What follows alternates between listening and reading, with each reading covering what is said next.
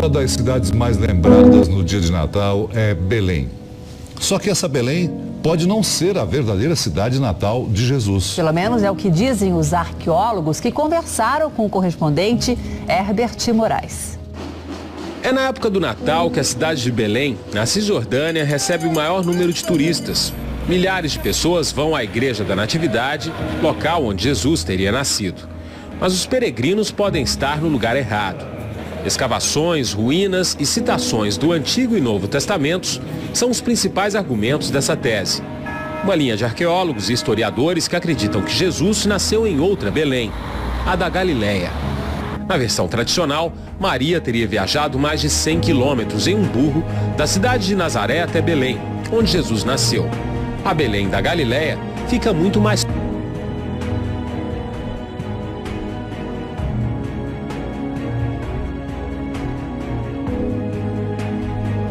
A Belém da Galileia fica muito mais próxima de Nazaré, apenas 7 quilômetros. Próxima de Nazaré, apenas 7 quilômetros.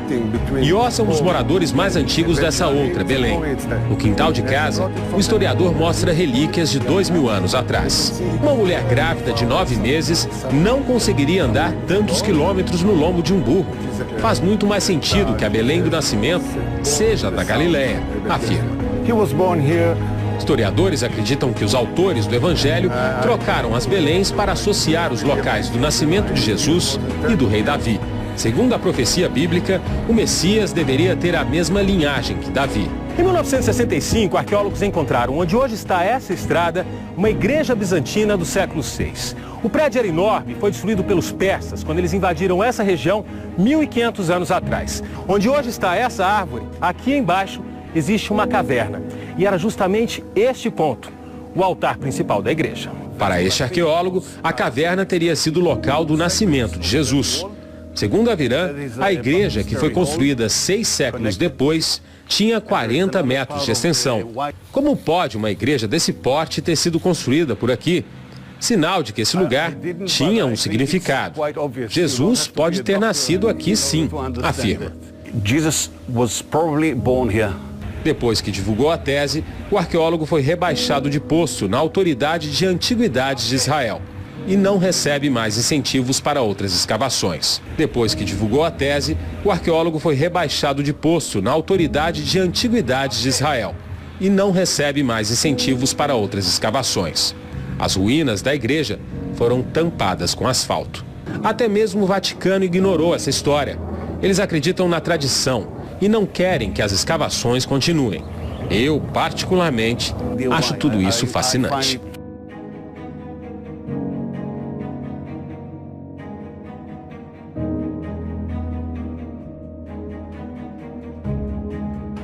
No último dia da festa, que era o mais solene, Jesus ficou de pé e gritou: Se alguém tem sede, venha a mim. E aquele que acredita em mim, beba. E como diz a Escritura, do seu seio jorrarão rios de água viva. Jesus disse isso referindo-se ao Espírito que deveriam receber os que acreditassem nele. De fato, ainda não havia Espírito, porque Jesus ainda não tinha sido glorificado. Ouvindo essas palavras, alguns diziam no meio da multidão: De fato, esse homem é mesmo o profeta. O Messias não virá da Galileia?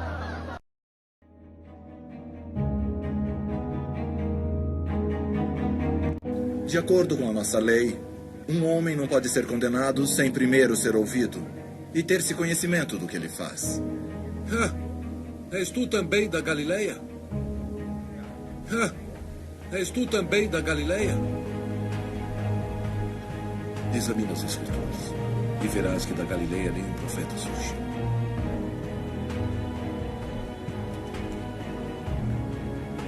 E cada um voltou para sua casa e Jesus também se retirou.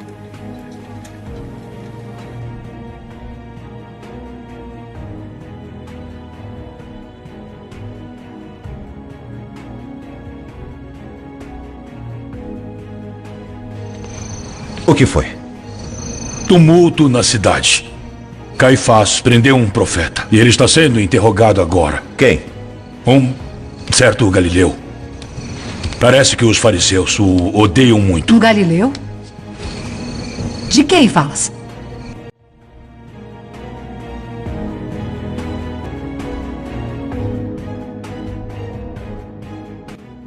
Não podes concordar em condenar esse Galileu. Ele é santo. Só vais atrair mais problemas para ti. Queres mesmo saber o que eu considero o problema, Cláudia? Essa província fétida, essa ralé imunda que está lá fora. Calma. Esse homem é um Galileu, não é? Sim, ele é. Nesse caso, ele é um súdito do rei Herodes. Que seja julgado por Herodes. Esse homem é um Galileu, não é? Sim, ele é.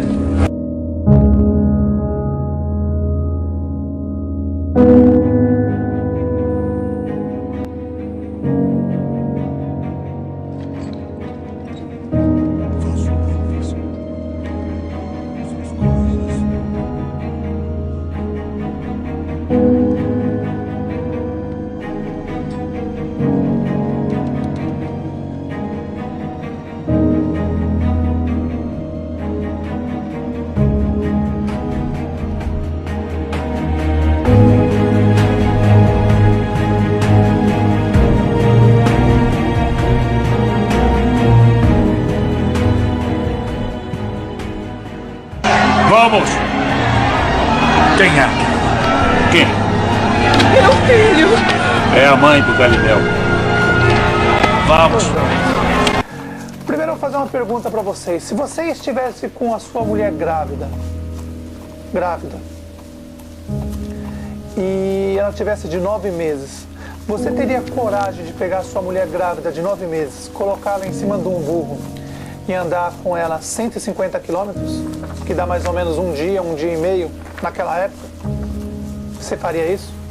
Pois bem, naquela época teve o censo romano em várias cidades,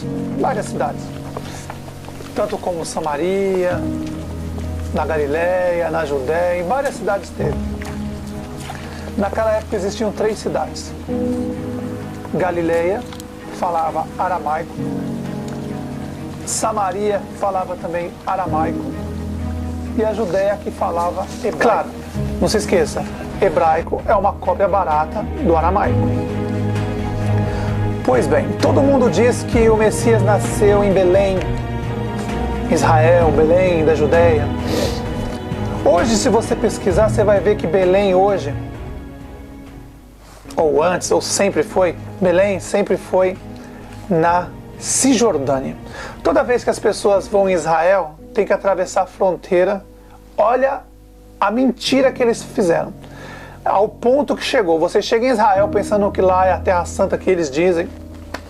Você chega lá e aí quando você chega para visitar onde eles dizem que o Messias nasceu, você tem que atravessar um país. Você tem que sair, apresentar o passaporte, atravessar de Israel para Cisjordânia, onde fica Belém.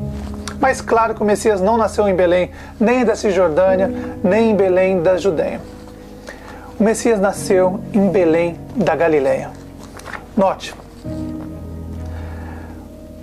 Belém da Galileia, Belém da Judéia, de Nazaré até Belém da Judéia, que é a Cisjordânia, não é Israel, eles mentiram para vocês. Fica a 150 quilômetros, de Nazaré até Belém da Cisjordânia, que Judéia não tem Belém. A Belém, o que eles dizem onde o Messias nasceu, fica na Cisjordânia. Se você for em Israel, você tem que descer em Israel, e em Israel, chegando numa parte, você tem que atravessar a fronteira e ir para a Cisjordânia para ver onde eles dizem que o Messias nasceu. Claro, uma mentira, isso nunca existiu, o Messias não nasceu lá. Só que de Nazaré até Belém da Galileia são 7 quilômetros. Agora eu digo para vocês, meus irmãos, nosso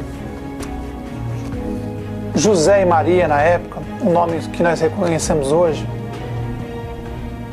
isso não faz muita diferença pra gente, se é Miriam, se é José, isso aí importa a história, o contexto.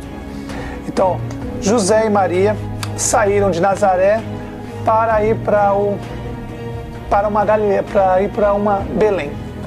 Aí a história, farsa que eles fizeram, colocou Belém da Judéia, que não existe Belém na Judéia. Belém fica na Cisjordânia, que é de Nazaré até Belém da Cisjordânia, que eles dizem que é a Judéia, são 150 quilômetros. Imagina uma mulher grávida de 9 meses, andar em cima de um burro, 150 quilômetros, para ir em Belém da Judéia, que é Cisjordânia, não é Israel, é na Cisjordânia. A farsa, meu, é uma farsa. E aí você analisando os mapas antigos, você vai ver que existe uma Belém, que de Nazaré até Belém da Galileia são 7 quilômetros. Para onde você acha que o José e Maria levaram o nosso Messias? Para Belém da Judéia, Cisjordânia, que eles falam que é Judéia, mas é Cisjordânia, 150 quilômetros, ou Belém da Galileia, que é 7 quilômetros. O censo dos romanos estava tendo em todos os estados naquela época, tanto em Belém da Galileia, como em Belém da Cisjordânia, que eles dizem que é Judéia, e também em Samaria. Em vários lugares estavam tendo censo. Então, quando José e Maria saíram de Nazaré para ir para o censo, era em Belém da Galileia. Eu vou mostrar o mapa para vocês, aí vocês vão analisar e depois vocês pesquisam para ver o que eu estou falando. Pois bem, então hoje vocês sabem que a farsa de dizer que o Messias nasceu em Belém da Judéia é mentira. Porque Belém não existe Belém na Judéia. Existe Belém na Cisjordânia. Então essa farsa acabou, não existe.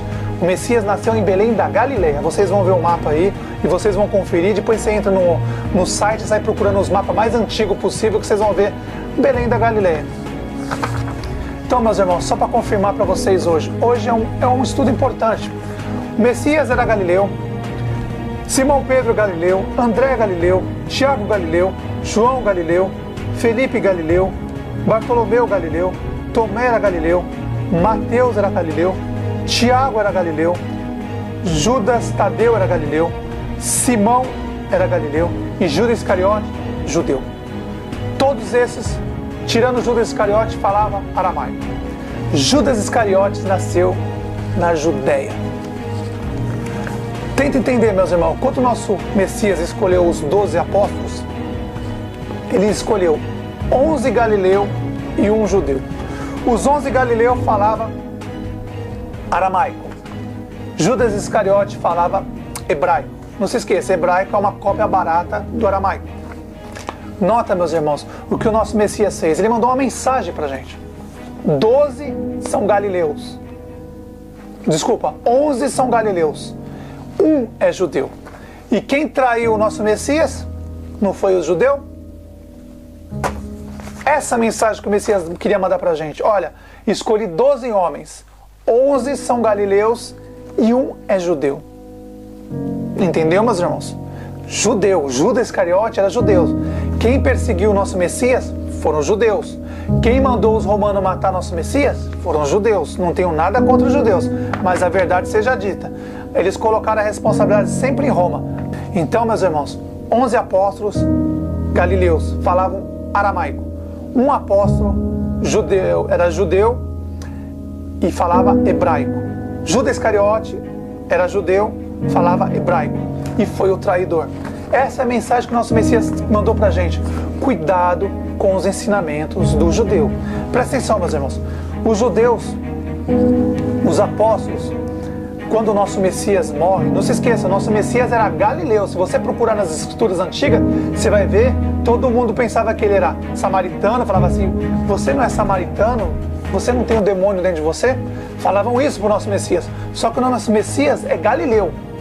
Ah, mas a salvação não veio dos judeus? Lógico que não, nunca veio. A salvação veio do céu, o pão da vida desceu do céu, lá de cima. Não estamos corretos ao dizer que és samaritano e que tens um demônio em você?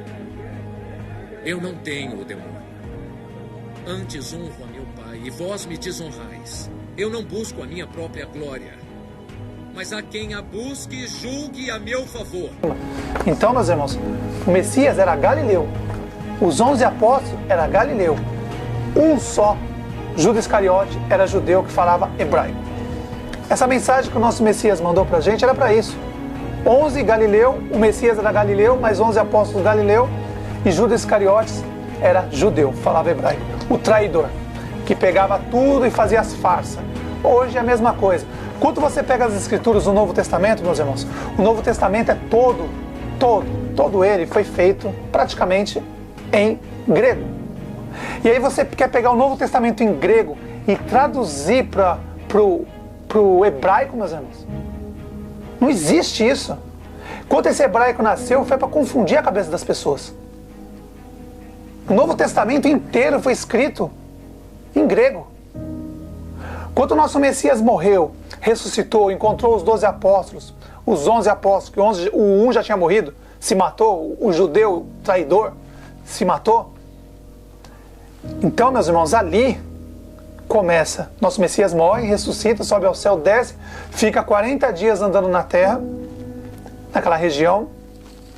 E aí fala para os apóstolos, olha, eu recebi o Espírito do Pai e agora vocês também vão receber. Então nosso Pai derrama o Espírito sobre eles, sobre os 11 apóstolos naquele momento.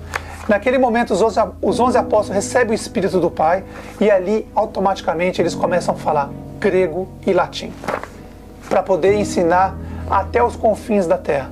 Então, quando os apóstolos receberam o Espírito do nosso Pai, eles começaram a falar outras línguas, escrever outras línguas, através do Espírito. Eles não precisaram de uma escolinha de hebraico ou de aramaico, eles não precisaram. O Espírito, quando eles iam pregar em Roma, eles iam pregar em latim. Porque se você saísse para pregar na língua aramaica, o que ia adiantar? Ninguém ia entender. Se os apóstolos fossem na Grécia para pregar em aramaico, ninguém ia entender. Por isso que nosso Pai deu o Espírito para eles e eles automaticamente já sabiam falar e escrever o grego e o latim. Depois disso, o nosso Messias escolhe Paulo, ou Paulo de Tarso, ou Saulo. Escolhe Saulo. E de onde que é Saulo? Paulo, hoje nós conhecemos como Paulo, mas é Saulo de Tarso. E de onde que é o nosso irmão Paulo, o último apóstolo que foi escolhido? Nosso irmão Paulo, o último apóstolo, nasceu em Tarso. Antigamente era a Pérsia, hoje é a Turquia. Então dos 11 apóstolos, dos 12 apóstolos, 11 era Galileu e um hoje era da Pérsia naquela época, mas hoje é turco. Se você for falar, pode falar que não tem problema. O nosso irmão Paulo era turco, de Tarso. Naquela época era a Pérsia, mas hoje é a Turquia. Então, 11 apóstolos, Galileu, nosso Messias era Galileu, só um, Judas Iscariotes, era judeu que falava hebraico. Paulo falava aramaico, os 11 apóstolos falavam aramaico, nosso Messias falava aramaico, grego, latim, ele falava todas as línguas. Quando o nosso Messias ia ensinar, quando ele subia para a Síria, porque Tiro e Sidom é na Síria, ele subia para pregar lá, ele ia lá e falava em aramaico com as pessoas. E quando os gregos vinham falar com o Messias, ele falava em grego. Quando os romanos vinham falar com o nosso Messias, ele falava em latim. Nosso Messias já falava todas as línguas. Tanto é que os judeus perguntavam, olha, esse homem nunca estudou, como ele sabe todas essas coisas? Os judeus ficaram admiradas e diziam, como é que esse homem tem tanta instrução se ele nunca estudou? Minha doutrina não vem de mim mesmo, e sim de Deus que me enviou. Se alguém está disposto a fazer a vontade de Deus, saberá se minha doutrina vem dele, ou se estou falando por mim mesmo. Aquele que fala por si mesmo está buscando o seu próprio prestígio. Mas quem busca o prestígio daquele que me enviou é verdadeiro. Por quê? Porque nosso Messias já sabia falar o latim, falava o grego, falava o aramaico, ele ensinava em todas as línguas já. Aí depois que ele morre, ressuscita, o nosso Pai, através do nosso Messias, derrama o Espírito sobre os apóstolos e ali eles começam a falar o latim e o grego. E ali ele sai falando em todos os países ali da Europa, que hoje é a União Europeia. Eles vão para a Grécia, vão para Roma e todos os países ali